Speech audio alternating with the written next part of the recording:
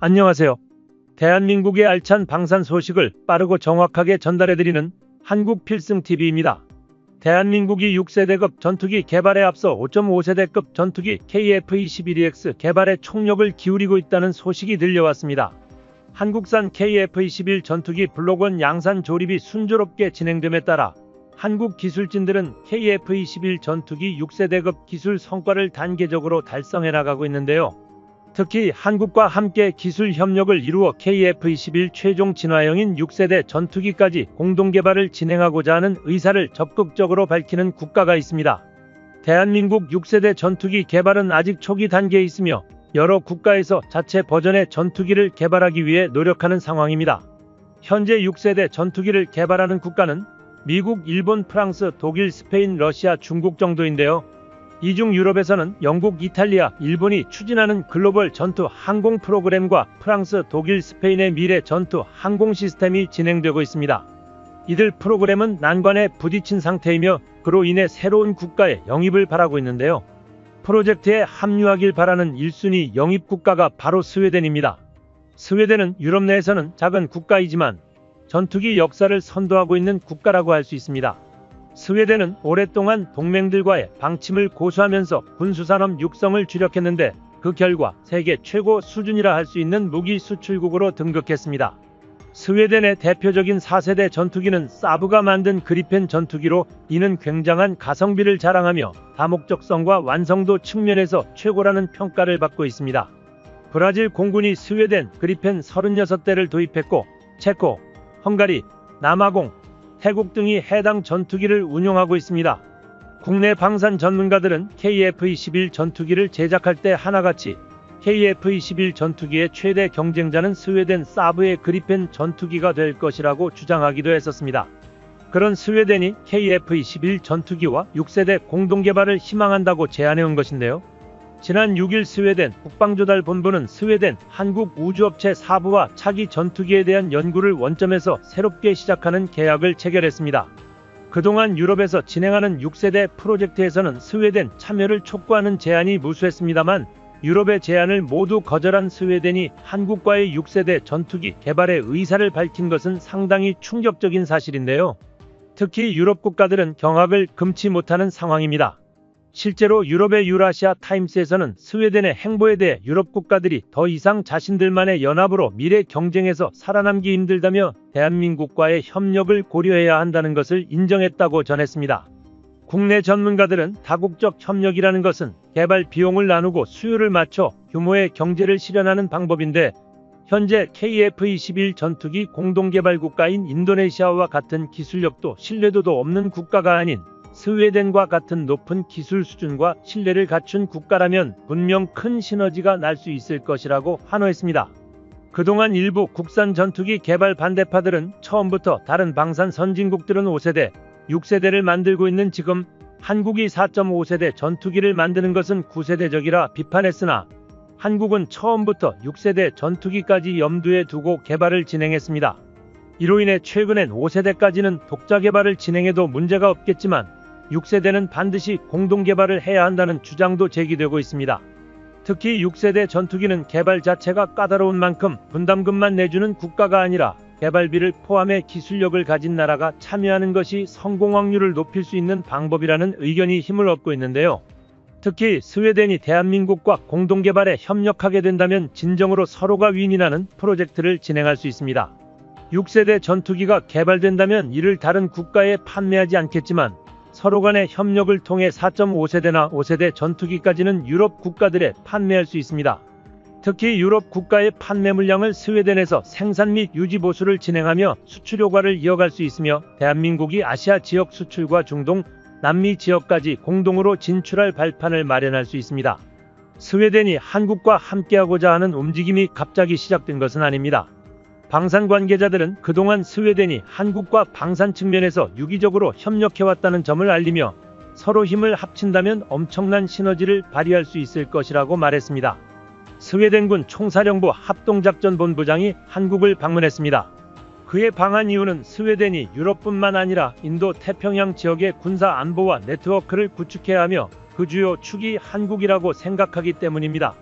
방한 중 한국군 카운터파트들을 만나면서 방위산업 관련 협의도 진행될 것이라고 밝혔으며 이것이 방문의 가장 중요한 이유로 보입니다. 스웨덴 합동작전본부장은 한국과의 협력이 여러 단계로 진행될 것으로 예상하며 현재 말할 수 있는 것은 양국 간 협력이 더 강화될 것이라는 점이며 한국의 군사 및 방산에 대한 그의 믿음은 두텁다고 말했습니다. 또한 현재 한국과 방위산업 관련 협력에 대해 논의하고 있다는 것도 당당히 밝혔습니다. 구체적인 방산협력 내용은 밝힐 수 없으나 군사레이더, 잠수함, 전투기 등 다양한 협력을 진행 중이라고 언급했습니다. 군사 전문가들은 현재 6세대 전투기 개발 산업에 대한 협의사항이 분명히 오갔을 것이라고 추측하고 있습니다. 현재 유럽 방산이 대한민국을 경제하는 상황에서 스웨덴의 전투기 사업 참여는 큰 호재로 작용하게 될 것입니다. 또한 한국의 대공 레이저 무기 개발이 유의미한 성과를 거두면서 KF-21 전투기의 무기도 레이저 무기와 비슷한 결로 그 수준이 높아질 수 있다고 기대하고 있습니다. 대한민국은 최근 세계적으로 주목받는 대공 레이저를 실전 배치하기 시작했습니다. 이는 미국보다 빠른 속도이며 세계 최초로 레이저 대공 무기의 실전 배치를 선언한 것입니다. 전 세계 방위산업체들은 대한민국의 이러한 당당한 발표에 주목하고 있습니다. 그중 가장 기대되는 내용은 KF-21 전투기에 탑재될 무기 역시 레이저 무기에 가깝게 개량되는 단계를 거친다는 것인데요. 가장 먼저 KF-21 전투기에 탑재될 훈련 장비 국산화까지 성공했다는 소식이 들려왔습니다. KF-21뿐만 아니라 FAOC와 같은 전술형 경전투기의 훈련 가치를 높이는 데도 이는 큰 기여를 하게 될 것이며 전장 정보 수집 기술인 다출처 영상 융합 체계와 다중빔 안테나 기술까지도 완벽히 국산화되었다는 소식이 들려 국내 군사 전문가들까지 경악했습니다. 이는 네트워크 기반의 유무인 복합 체계의 전술적 구현을 진행할 기반 기술이 마련한 것이나 다름없습니다. 그렇기 때문에 대한민국이 6세대급 전투기를 보유할 발판을 만들었다고 자신있게 말할 수 있게 되었습니다. KF-21 전투기에 사용될 다출처 영상 융합 체계에 전력하는 국내에서 독자적으로 작전 탐지 교란 파괴 방어를 수행하기 위한 신속하고 정확한 감시 정책, 영상 정보 처리 및 분산 능력을 향상시켜 효과적인 표적 타격 작전을 지원할 수 있게 합니다. 다출처 영상 융합 체계는 전자광학 적외선 센서 등에서 수집된 대규모 정찰 영상을 통합 및 융합 처리하고 신뢰성이 보장된 표적 영상 정보를 생성하여 각 전장 관리 정보 체계에 전송하는 시스템입니다. 인공지능과 빅데이터 등의 첨단 기술을 적용하여 미래 위협에 대응할 수 있다는 것이 특징적인데요. 국방과학연구소는 하나의 안테나로 4개의 무기 체계와 독립적인 통신망 구축을 할 수 있도록 독자적인 다중빔 안테나를 제작했습니다. 한국형 기술은 다수의 타일형 다중빔 안테나를 원통형으로 배열하는 능동이상 배열 방식을 사용해 360도 방향으로 다양한 대상과 자유롭게 통신할 수 있도록 구현되었습니다. 이는 전파 방해와 악천후의 영향을 최소화하여 무인기의 작전 영역을 획기적으로 넓히고 통신 능력까지 비약적으로 상승시킬 것을 공표했습니다. 또한 국방과학연구소는 다중빔 안테나 기능을 지속적으로 향상시켜 유인 및 무인기, 함정, 위성 등 다양한 플랫폼에 적용 가능한 초고속 정밀통신 무기체계 개발의 범위를 넓힐 계획입니다. 이로써 KF-21은 무인 전투기와 함께 초고속 정밀통신의 발판까지 마련되었다는 평가가 지배적입니다. KF-21 전투기가 레이저 무기 장착의 발판을 마련함과 동시에 레이저 무기가 가장 먼저 빛을 발하게 될 것은 대공 무기 체계입니다. 대한민국 방사청은 아이언돔의 비용이 평균적으로 한 발당 7천만 원인데 비해 한국산은 한 발에 단 2,000원으로 요격할 수 있는 신무기 체계를 공개할 계획이라고 발표했습니다. 많은 세계 군사 전문가들은 이러한 발언이 비현실적이라고 언급했지만 한국 공군의 행보를 고려해 이에 대해 주목하게 되었습니다. 사실 아이언돔이라는 무기체계는 과거부터 방위산업 전문가들에게는 인기 있는 주제였습니다. 그런데 최근 아이언돔의 위력을 볼 수 있는 상황이 발생했습니다. 이란이 이스라엘을 향해 350여 대의 드론과 로켓 공격을 퍼붓는 순간 이스라엘이 보유하고 있는 현존 최고의 방어 시스템 아이언돔에 의해 99% 격추된 것입니다. 현재 이스라엘의 방공망이 그 기술력의 최고치를 달리고 있습니다. 그런데 문제는 이스라엘이 사용한 금액입니다. 아이언돔 미사일 한 발당 가격은 약 5만 달러, 한화 7천만 원에 달합니다. 결국 이스라엘은 이란의 드론과 로켓 공격을 막기 위해 순식간에 1조 8천억 원을 사용하게 된 것입니다. 물론 국가를 보호하기 위한 금액으로서 할 일을 다한 것은 맞지만 이스라엘 재정은 심각한 타격을 입을 수밖에 없었습니다. 특히 이스라엘은 F-35 전투기와 F-15까지 출격시켜 공대공 요격을 진행했으며 지대공 미사일 일부까지 사용하여 재정적으로 큰 부담을 안게 되었습니다. 이에 반해 이란이 공격하는 데 사용한 드론과 로켓은 아주 저렴한 수준이었습니다. 이스라엘 고비용 방공무기 운영에 대한 논란은 과거부터 지속되었으며 이번 사건을 계기로 논란이 불길처럼 일었습니다. 아이언돔의 절반은 미국 보잉사가 제작하였으며 요격탄 생산은 미국 레이시온사가 담당하고 있습니다. 결국 이스라엘의 아이언돔은 미국이 중동에서 벌이는 대리 전쟁의 상징과 같은 무기라고 언급됩니다. 하지만 아이언돔의 가격이 너무 비싸기 때문에 저렴한 아이언 레이저를 설치해야 한다는 주장이 힘을 얻고 있습니다. 결국 세계는 레이저 무기가 비용과 성능을 모두 만족시킬 절충안이라는 것을 깨닫고 레이저 기술력에 다시 한번 주목하고 있는 상황이며 이러한 상황에서 대한민국의 새로운 레이저 기술이 화제된 것입니다. 대한민국 국방과학연구소는 한국산 레이저 대공무기 시스템을 기존 계획보다 2년이나 앞당겨 개발에 성공했다는 것을 밝혔습니다. 대한민국은 새로운 무기체계 개발을 시작한 이래 단지 4년 만에 레이저 대공무기 개발에 성공한 것이며 시험평가에서 3km 밖 무인기 30대를 모두 명중시키며 100% 요격률을 자랑했습니다. 대한민국의 무기 성능은 놀라운 신뢰성을 자랑하며 세계 방산시장에서 위상을 높여나가고 있는데요. 한국이 잘하는 것은 성능 개발뿐만이 아니었습니다. 더욱 놀라운 것은 세계 최고 수준으로 빠른 생산 기간이었습니다. 특히 하반기부터 순차적으로 배치될 레이저 대공무기는 소형 무인기와 드론을 격추할 수 있는 20kW 출력으로 1초에 30만 킬로미터의 속도로 발사되어 연속 타격이 가능하며 무엇보다 한화에서 개발한 레이저 대공무기 1회 발사 비용은 2,000원가량으로 아이언돔과 비교돼야 할 정도로 저렴합니다. 이는 레이저 무기 중에서도 최저 수준으로 글로벌 방산 무기 시장에서 확실한 가격 경쟁력을 가질 수 있다는 것입니다. 또한 한국이 개발한 레이저 대공무기는 전기만 있으면 어디서든 운용할 수 있는 저비용 고효율 무기체계라는 장점이 있습니다. 이번 이란의 공격을 대한민국 레이저 대공무기로 막았다만 단 50만원을 사용해 모든 드론을 요격할 수 있었다는 것이 됩니다. 대한민국이 이러한 레이저 무기를 빠르게 개발한 계기는 2022년 북한의 무인기가 아무런 제약 없이 서울 하늘을 날아다녔기 때문입니다. 당시 우리 국방부는 큰 충격을 받았고 무인기 대응 정책을 빠르게 내놓았습니다. 이후 국방과학연구소는 레이저 기술을 탑재한 KF-21 진화 모델을 통해 레이더 탐지 후 적기를 즉각 격추할 능력까지 얻을 수 있을 것이라고 언급했으며 결국 2년도 안 되는 시간 만에 국방부는 레이저 무기의 전방부대 전력화를 발표했습니다. 최근 3월 백령도 해병대 유교단 방공 레이더의 NLL 북쪽 상공에 괴비행체가 되는 사건이 있었는데 이때 대한민국은 경고 사격을 하였음에도 남아하는 비행체를 순식간에 폭파시켜버렸습니다. 한국의 레이저 무기는 초속 30만 킬로미터로 목표를 즉각 파괴시킬 수 있는 능력을 갖추고 중력과 대기의 영향을 거의 받지 않아 더욱 무시무시한 무기로 각광받고 있습니다. 정밀도가 높고 신속한 대응이 가능하다는 것이 가장 큰 장점입니다. 이는 운동역학적 탄도 계산이 필요 없이 직전하는 레이저의 특성 덕분입니다. 그런데 이러한 레이저 무기를 한국산 KF-21 전투기에 탑재하겠다고 선언하여 세계가 다시 한번 충격에 빠졌습니다. KF-21 전투기에 탑재될 예정인 레이저 무기 개발은 국제적으로도 주목받고 있으며 6세대 전투기 무장체계의 일환으로 다른 국가들도 비슷한 기술을 개발하고 있습니다. 대한민국은 군사선진국에 비해 시작은 늦었지만 도약하는 속도는 경이로울 정도로 빠릅니다.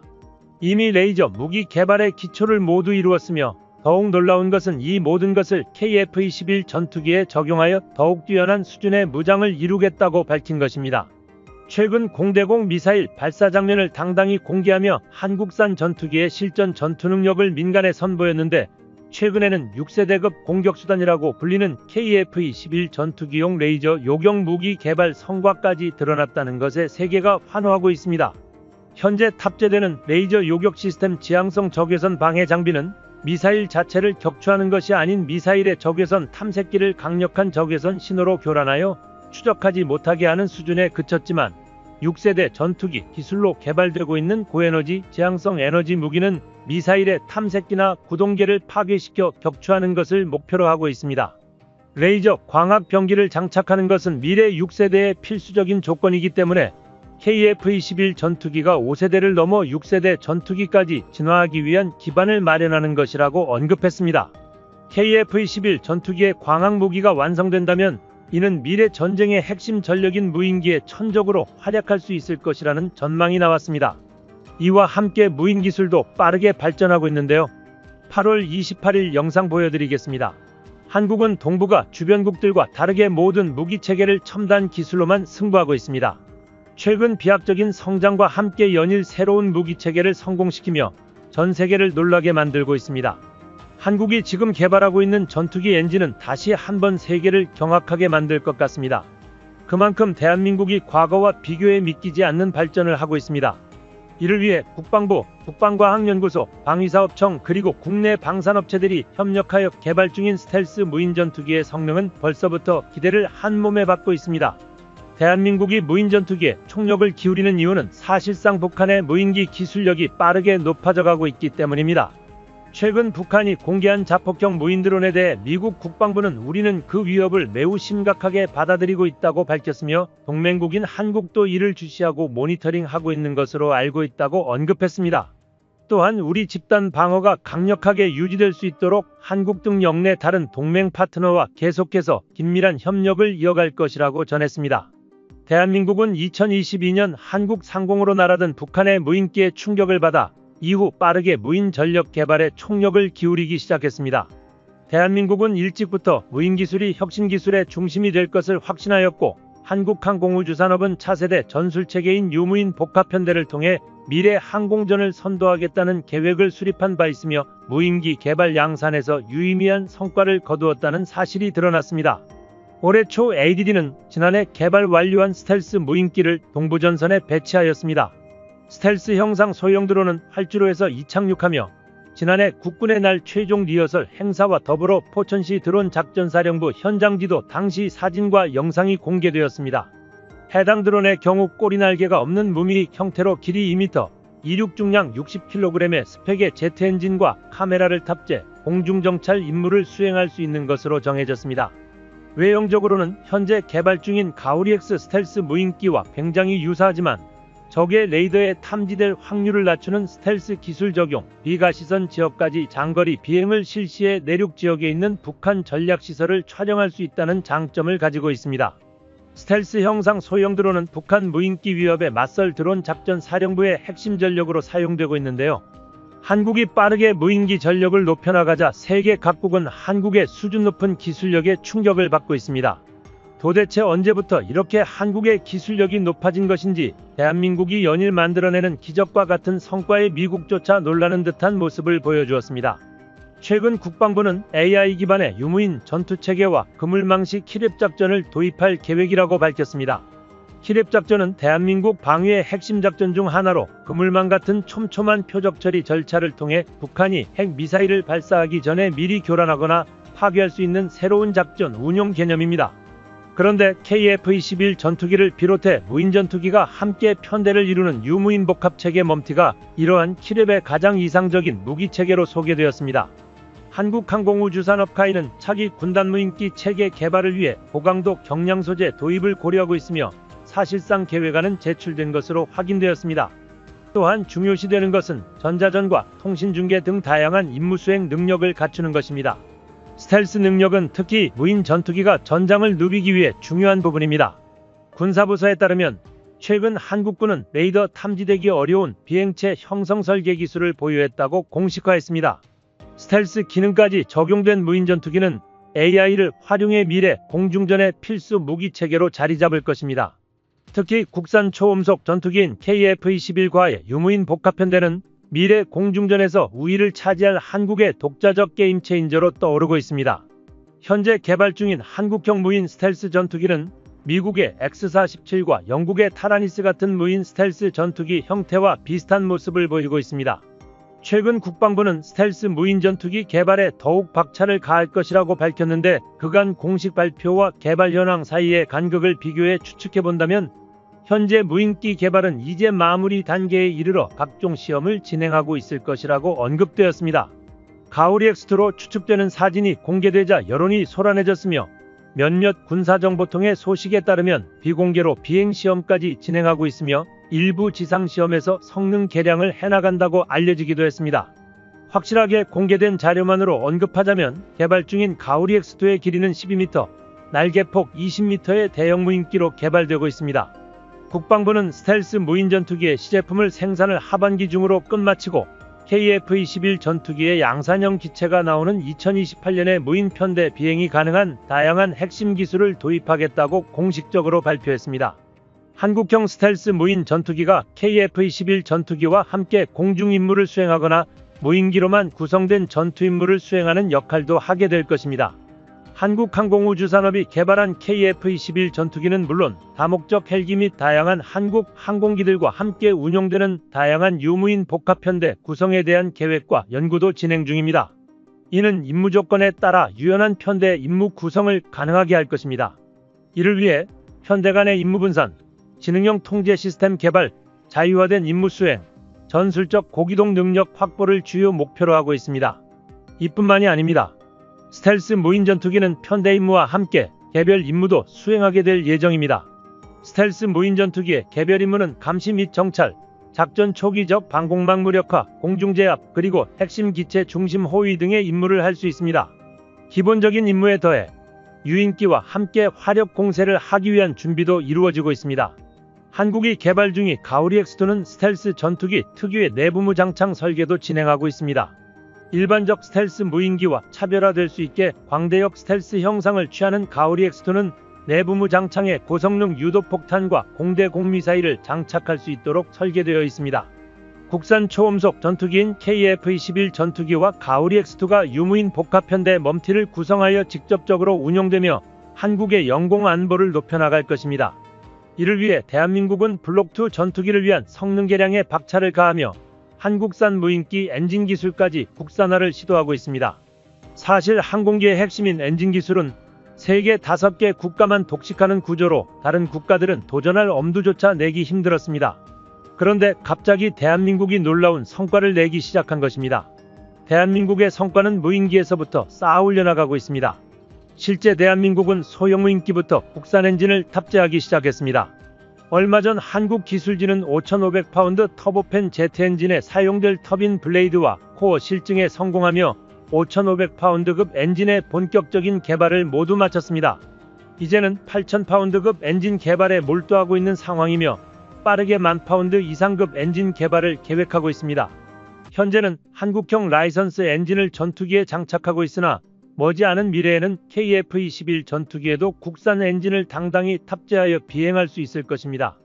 한국의 기술 발전 속도를 구한다면 2025년이면 첫 번째로 출시된 한국산 터보팬 엔진을 장착한 국산 무인기가 모습을 드러낼 것 같습니다. 현대 전장의 전투기는 초정밀 부품이 70만 개나 투입되는 엔진을 사용하며 엔진 자체가 발생시키는 엄청난 열을 감당해야 하는 근본적인 문제가 존재합니다. 그중 최첨단 전투기에 쓰이는 바이패스 엔진이 문제가 됩니다. 한국형 제트 엔진은 저바이패스 엔진과 고바이패스 엔진으로 나누어집니다. 엔진에서 공기를 얼마나 받아들이고 압축하는지에 따라 성능이 크게 달라집니다. 일반적인 민항기의 경우 효율이 높고 장거리 운영에도 장점이 많은 고바이패스 엔진을 사용하곤 합니다. 하지만 초음속으로 움직이며 고기동을 달성해야 하는 전투기의 경우 저바이패스 엔진을 사용합니다. 저바이패스 엔진은 터보팬 엔진의 한 종류로 터보팬에 들어간 공기 중 상당수를 엔진의 뒤로 배출해 효율을 높이는 고바이패스 엔진과 달리 터보팬으로 유입된 공기의 상당수를 엔진이 사용해 고출력을 내는 전투기용 엔진을 말합니다. 그런데 이러한 과정에서 안정성에 대한 문제가 발생하기 때문에 저바이패스 엔진 개발을 어렵다고 하는 것입니다. 한국국방과학연구소를 주도로 한화와 함께 협력 개발을 진행하는 엔진 역시 KF-21 전투기용 저바이패스 엔진이기 때문에 성공하기란 쉽지 않다고 볼 수 있습니다. 그럼에도 불구하고 우리 연구진들은 터보팬 엔진 성능을 하나하나 높여가고 있습니다. 국가에는 엔진 면허 생산을 통해 축적된 기술력을 바탕으로 2013년부터 2018년까지 스텔스 무인 정찰기에 사용할 5,500파운드급 추력을 가진 터보팬 엔진을 이미 개발 완료했습니다. 현재 추가적으로 코어 설계를 끝마쳤으며 전방 터빈 블레이드를 통해 압축비를 더욱 높여 소형 엔진 대비 추력을 극한까지 높였습니다.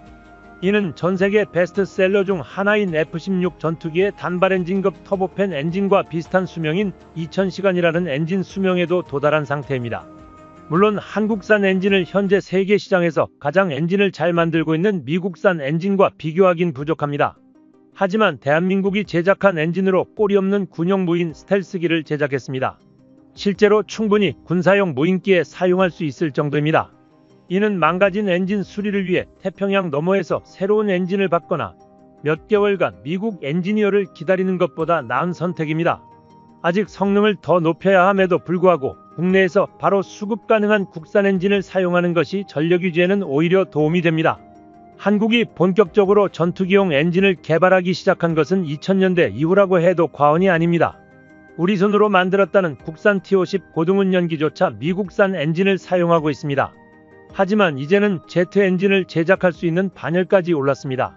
수많은 군사 선진국들은 전투기 엔진 개발에만 몇십 년의 시간을 소요했지만 대한민국은 모든 것을 빠르게 따라잡고 있습니다. 심지어 엔진에 관한 기술은 단 하나도 공유되지 않으며 기술 보유국에서는 이것이 1급 기밀사항으로 다루어지고 있습니다. 대한민국은 정말 맨 땅에 헤딩하며 모든 걸 만들었습니다. 아무것도 없는 황무지에서 단지 20년 만에 엔진 개발에 눈부신 성과를 얻었습니다. 대한민국은 이러한 기술에서 비롯하여 한국산 무인 전투기를 끝내 완성시켜 나갈 것입니다. 현재 가오리 X2에 장착할 국산 엔진 개발은 매우 중요한 사항입니다.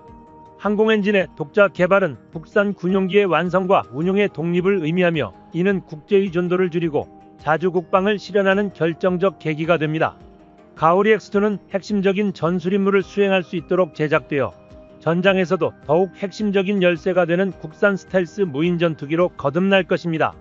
스텔스 무인기 고유의 능력으로 중국과 북한의 방공망을 무력화시킨 후 은밀하게 적군의 요충지를 타격하고 빠르게 이탈하는 임무 수행으로 아군의 인명피해와 위험을 줄이고 적군에게 치명적인 위협을 가할 것입니다. 현재 북한 드론 전력이 상당한 수준까지 올라왔음에 세계 각국의 우려가 상당합니다. 하지만 이보영 전 초대 드론작전사령관은 북한의 자폭형 드론의 수준을 인정하는 한편 우리 군은 무인기 제작 기술이나 운용 능력 측면에서 북한에게 근소우위를 점하고 있으며 기술적 완전성 측면에서는 북한보다 상위에 있다고 언급했습니다. 아직 모든 무인 전투기가 양산이 되지 않았으나 실제 수량 확보에 만전을 기하고 있다고 언급하며 대형 무인기와 소형 무인기를 적합하게 양산해내겠다고 밝혔습니다.